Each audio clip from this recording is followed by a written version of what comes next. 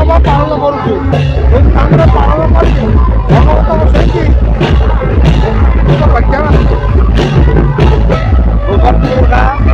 आम कर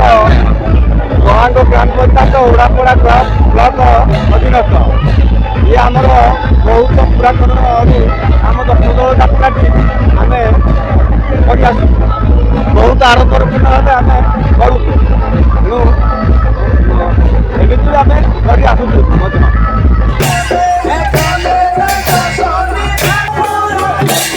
जिलार ओडापड़ा ब्लॉक ये कलांग ग्राम पंचायत एवं ये ग्राम पंचायत रे जो भुवनपुर ग्रामटी रही ये ऐतिह्यर ग्राम ये संस्कृतिर ग्राम ये आज महाप्रभु भागवत जी दशदोल पर्व धूमधाम रे पालन होची भाईचारार गाँ ये समस्ते सहयोग करती बाजा पटुआर सह धूमधाम रे ये आम एकता सहकारे ये समस्ते एकाकार आज हो जाइचु महाप्रभुंकर यात्रा दशदोल यात्रा खूब सुंदर भाव में आम गाँव में पालन कर मैंने देखूँ केते सुंदर भाव में ये भाईचारा एवं समस्ते एकत्र हो समस्ते एकाकार आज गोटे मार संतान भुवनपुर दशदोल यात्रा महाप्रभु ଦଶ ଇଏ ଆମର ଦୋଳ ପୂର୍ବ ଦଶ ଦୋଳ ପର୍ବ ଏବଂ ଭଗବତ ବାସୁଦେବାଙ୍କର ପର୍ବ। ତେଣୁ ଆମ ଗାଁରେ ଭଗବତ ମନ୍ଦିର ଅଛି ଏବଂ ସବୁ ବର୍ଷ ପରି ଏ ବର୍ଷ ଧୁମଧାମରେ ପାଳନ ହେଉଛି।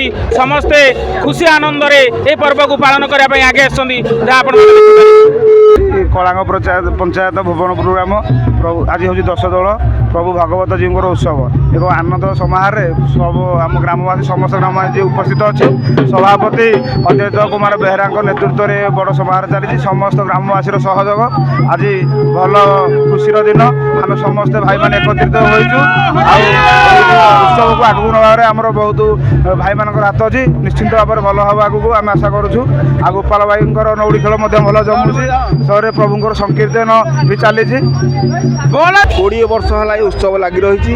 আম গাঁর আবাଳ বৃদ্ধ বনিতা ସମସ୍ତେ ମିଳିମିଶି এই উৎসব କରୁଛନ୍ତି। ଗୋପାଳ ଭାଇମାନେ ଉତ୍ସାହର ସହିତ ବାଡ଼ି ଖେଳ କରୁଛନ୍ତି। ତୋର ସହିତ ଆପ କାମ ସବୁ ଗାଁର ଲୋକମାନେ ଆସୁଛନ୍ତି।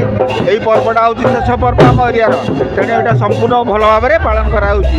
ବନ୍ଦେ ପୁରୁଷୋତ୍ତମ ବନ୍ଦେ ପୁରୁଷୋତ୍ତମ।